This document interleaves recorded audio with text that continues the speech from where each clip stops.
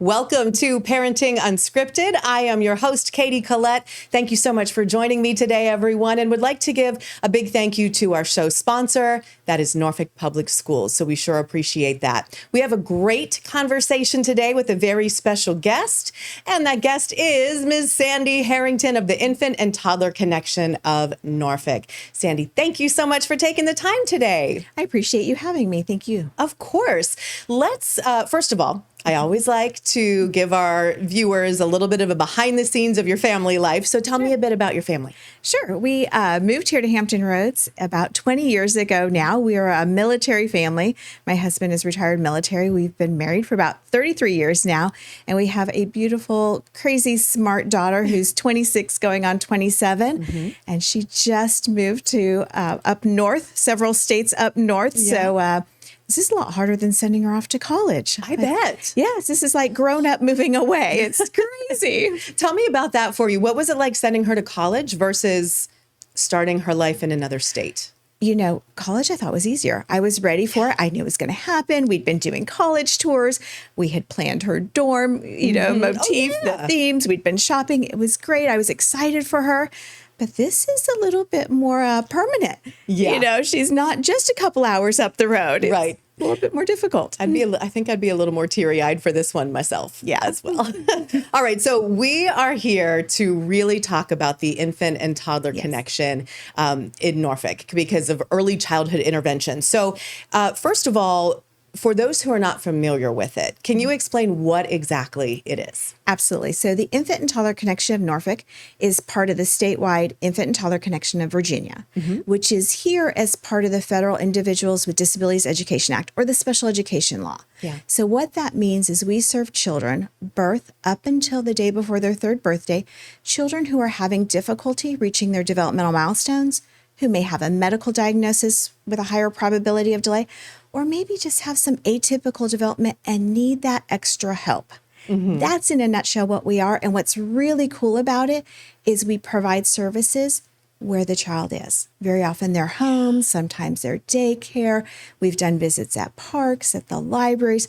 I even did a visit once at Target because the parent needed some extra support with how to manage at Target with their child. That's incredible. So, I mean, really helping with social skills in that situation. It's developmental, it's social, it's everything. We really looked at that whole child, not just the academic piece, but everything. Which is extremely important because it really all ties together, doesn't it? It absolutely does. It's amazing to me when you think about development and how interconnected it is. Yeah. So if we talk to a family where maybe they're concerned about how their child is developing language, well, was there a piece of feeding that was an issue early on? Or maybe a motor planning issue when they were learning to walk. So it really is, it's not just one area, it can all work together. Mm-hmm. And so that's why it's important to look at the whole child. What is your role there? So I'm actually serving as a local system manager, which means I pull our system in Norfolk together. So it's contracts, it's hiring staff, it's training, it's ensuring it's there. But I'm also lucky enough to serve in the roles of service coordinator. Yeah. So I get to have families on my own caseload, and I get to serve as an educator on an assessment team because that's actually my background. Oh, that's great. Yeah, so I get a little bit of still the direct service because, we're really here for the kids and the families, and that's the part I really love. Why is this something that you're so passionate about? So I actually started in early intervention in 1995, which seems, 30 years ago now. It was just yesterday, Sandi. Don't be fooled. It was. And I saw, it was my first foray into early intervention. We were actually living in Texas. And there were these two children where I saw what small little tweaks to the daily routines meant. And for one little girl, she was diagnosed as failure to thrive. And they were having difficulty feeding. And just a couple little tweaks to the feeding, and her weight was coming on. She was gaining developmental skills. I'm still getting goosebumps about it. It was that. And then another child who was born with trisomy 21 or Down syndrome, we started infant massage when she was 3 weeks old. And that child was, through her time with us until 3, her muscle tone was near normal, and she was hitting all of her developmental milestones nearly on time. And it's just those little things that we can do that make a huge difference over the lifespan And And what you're doing there is so wonderful for the children. You also, I would assume, have to see a sense of relief on the parents or the caretakers as well. it's, so our model very much is a coaching model. So we're actually coaching the parents. It's not so much about what we do in the time that we're specifically there with the child. It's what the parents do in between the visits. That's where the magic happens. And the parents that we encounter are incredible people. And they are so incredibly driven to help their child. I kind of sit back. I'm in awe of the parents that are, in our program, because they do so much for their kids. They want the best, and they try out everything and make it work. Yeah, that's what I was going to say. I mean, as a parent, you really just want what is best for your child. And I feel like if you know they're struggling, you almost struggle too, because it almost feels like your house is off of balance. It does. And it's hard, especially when it's right in front of you and you're like, kids don't come with instruction manuals. No. My daughter wasn't born with, okay, she's model K12, I can look this up on YouTube and find out what she's supposed to be doing. They're not like that. We have some good resources. The CDC puts out Milestone Moments, which is a great resource for families. But day to day, sometimes we need another person to help us help them. And sometimes we need specialists to help us help them. On the other side of the break, I want to talk a bit more about the assessment process. And I know that you talked about the coaching interaction style. And I've been researching this since since we talked, so I could get you on the show. And I'm really fascinated learning what that means. So I really want to make sure that families fully understand the assessment and then the coaching interaction style, because it is really incredible. So Sandi Harrington, thank you so much for being with us. We are going to be right back, so stay tuned. Whether you're already working in education or aspiring to, then say yes to NPS. Norfolk Public Schools are currently hiring in the following positions. NPS offers the highest salaries and sign-on bonuses in Hampton Roads, plus a work lifestyle you'll love. Say yes to NPS.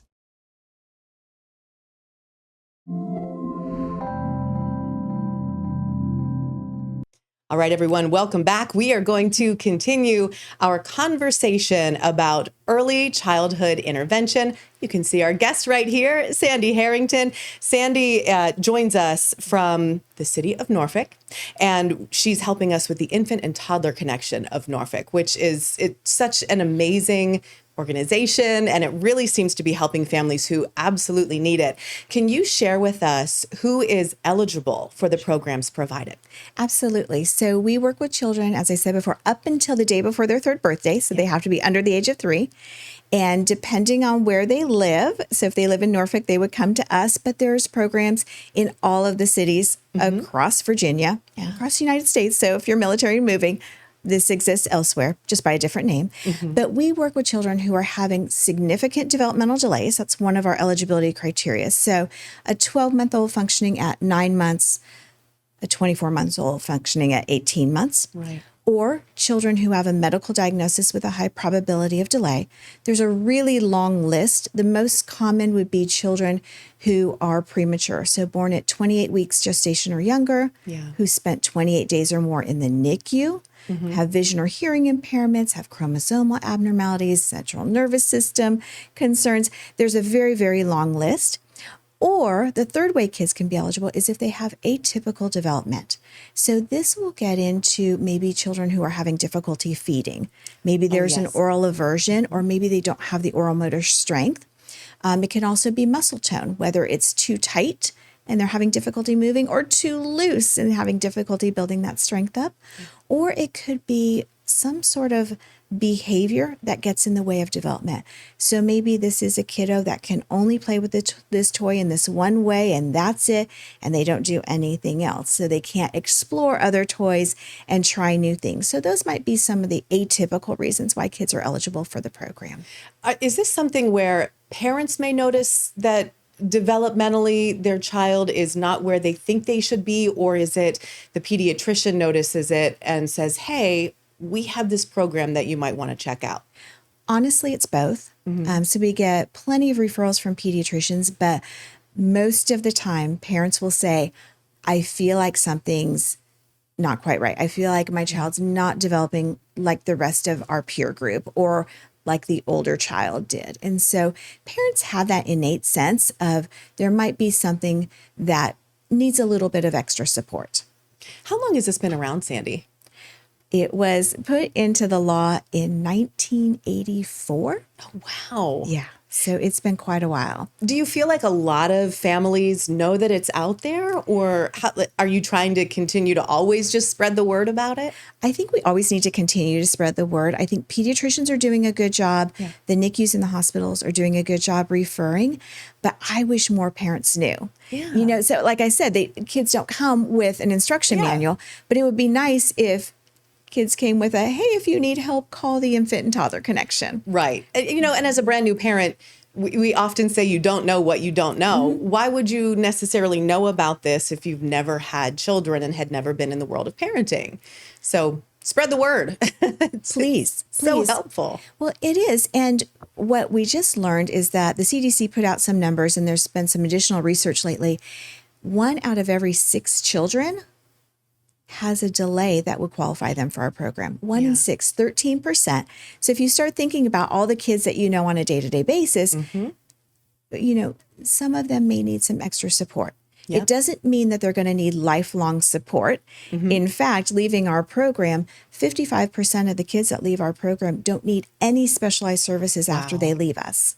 That's amazing. You're just giving them the boost they need to really thrive. Exactly. Let's talk about the coaching interaction style. I thought that was so fascinating when you mentioned it earlier. Can you explain to our viewers what exactly that means and what they experience when that's happening? Exactly. So, you know, people talk a lot about, well, you know, how much service does my child need, or how much intervention?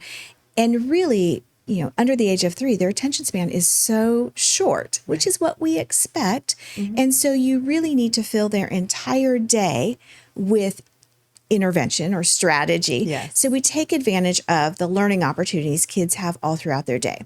So let's say, well, go back to the coaching interaction style. So the coach, which is one of our staff or our therapists, they're going to partner with the parent, and they're going to look at what are all those learning opportunities throughout your day, right? So maybe it's mealtime, maybe it's playtime. I was thinking earlier, you know, maybe it's time to clean up the toys, because I think we all have that time in our day. And maybe we're working on strength for a kiddo. So we take the toy basket, we put up a little higher, and then we have baby squats. We bend down to pick up a toy, we stand up, and we put it into the basket. That's building strength, all during something you're normally going to do anyway. Or maybe it's bath time and you give a choice of toys to take in the bathtub, and we're going to promote language to say what that toy is. So all throughout their day, just kind of changing up what you're doing already, all the good things that parents are already doing, just adding a little bit of a strategy in there. So you have these like 30-second to 60-second bursts of learning opportunity all throughout the day. And I think that really puts the exclamation point on what you were saying about, you know, the attention span of littles is very short. So 30 seconds to 60 seconds on a regular basis really adds up, right? It really does. And when you start to add up, if let's say we added something to diaper change, maybe instead of just picking your child up after a diaper change, we're going to help them roll and then move into a sitting position. Yes. It's a strength building activity. So if you did that every time you change a diaper, maybe not in the middle of the night, but that's probably 10 times a day. Yes. So that 10 minutes just of that one simple thing, that really adds up. That's 10 minutes a day. That's 70 minutes a week. It's over an hour of intervention strength building. How many people do you have working with the infant and toddler connection of Norfolk? And if you don't know the exact number, that's okay. I'm just wondering if it's a larger group. It's about 80. So Wow. we have 13 service coordinators. We have 5 educators or developmental specialists. Yeah. And then we have about 60 therapists, occupational, physical, and speech therapists. And that's just in Norfolk.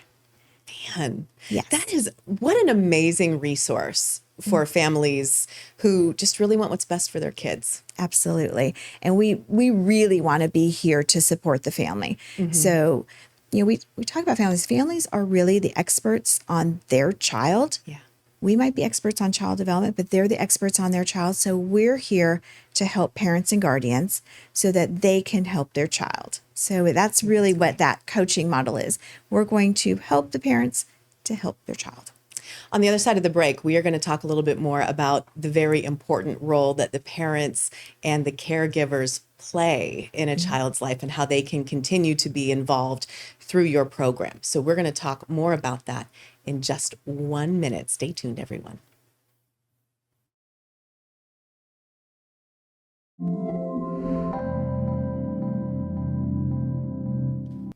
Welcome back to Parenting Unscripted, where we are talking about early childhood intervention with our wonderful guest, Sandi Harrington of the Infant and Toddler Connection of Norfolk. So let's get right to it. How does a family get started with the Infant and Toddler Connection? So there's many ways families can get started. The easiest is give us a call, or you can go to our website, which I will plug here is norfolk.gov/ITCN for Infant and Toddler Connection Norfolk. Or you can just Google Infant and Toddler Connection of Virginia, and there's an online referral button where you can push. So if it's 10 o'clock at night and you're like, I'm really concerned, you can do it right then and there without waiting for us to open in the morning, and we will give you a call. So anybody can refer, and that will start the process. It'll start our timeline ticking as well. I think that's great because it's so true. As a parent, you know, your mind can just be racing at night, especially when you're concerned about your child. So to be able to have that option where you could just click on it 1 o'clock in the morning, 10 o'clock at night, and you're able to get that process started. That's incredible. Yes. What does the process look like, the assessment process? How long does that take, and what can parents expect? So the first thing that we're going to do, no matter what city you're in, is we're going to do an intake where we're fully going to explain the program and get your written permission to move forward. We don't do anything without your written prior informed consent. So that's really important that parents understand all their rights in our program. Of course, we're a voluntary program, but they have so many rights, and we want to make sure that they know what they are. From there, we're going to do an evaluation to determine eligibility and assessment for service planning, looking at all areas of development. So that's a lot of fun. So we'll bring you in, or we'll come to you depending on what city you're in, and we will have a multidisciplinary team. So you'll have your service coordinator there, and then you'll have either an occupational, a physical, a speech therapist, or an educator. You really have 2 of those 4 disciplines present, depending on your child's needs and your concerns. And they're going to ask you questions. They're going to observe your child in play, and then they're going to do a play-based assessment. And all those results are shared with the parent. Okay. And that's how we determine eligibility. So it's an interesting process. Very often when we're doing assessments, I hear parents say, I didn't know that she could do that, or I've never seen him do that before. And so it's really fun to see that, to kind of pull out these new skills, especially because for the assessment, we do bring in assessment tools, maybe some toys the kids haven't seen before. So it is new to them. So it's fun to see how they respond. But sometimes it's also pretty nerve-wracking for parents because, we're going to come to the end of that and determine, does your child have a delay? Do they need some extra support? So we want to be very mindful of that, but we're there so that we can help you help your child if they qualify for services. It sounds like it's really an encouraging and gentle process to get your child to the point of success that they need to thrive. Absolutely. It really is a process. And of course, we try to be as gentle and sensitive as possible, because these are your babies who you love with your whole heart. And we are just so privileged to share in that with you and share in that journey with you. But we also get to celebrate all those little successes. Yeah. Maybe they learned a new sign. Maybe they learned a new word this week. Maybe they are paying attention to us now and wanting to join and play with us. So it's very exciting to see. Oh, I bet those moments are so special when the light bulb goes off, or you notice that they've really even physically developed a new skill that they weren't able to do before. That has to just be so rewarding. It is. People ask me about my job and what do you love about it? And I say, well, where else do you get to see miracles on the daily? And it just really is. Every time they hit a milestone, and maybe some people are like, oh, that's not a miracle. Well, sometimes it is. It is. It absolutely is. And it's certainly something to be celebrated. Yeah. So it all starts with that initial assessment. And once we determine eligibility, we can write the individualized family service plan. And what I like about our plans is you heard that word family in there. It's what are the family's priorities? What are the family's concerns? What are they most concerned about? What do they want to see their child do. It's not about what we think their child should do, but what's most important for their family. And so the goals are driven by the family, and they're couched, or they're right into their daily routines. I had a family once, and they owned a business of screen printing t-shirts. And their goal for their child was for her to step up onto a step stool and be able to reach out and pull the screen back to screen print with them in the family. So that was important for that family. And so that's what we're trying to do, is do goals so that are developmentally appropriate, that help them reach their next milestone, but fit into what the family's already doing. Yeah, and that's a perfect example of when you say individualized, that is individualized to that family's goal. I do think that that's a really important thing. Also important is cost. Whenever people hear about this, they're going to say, okay, what is this going to cost me? How does that work? So everything that we do through the first part, the intake, the evaluation to determine eligibility, the assessment for service planning, writing that IFSP, all of that is guaranteed to be provided at no cost to the family. Wow. At no cost to the family.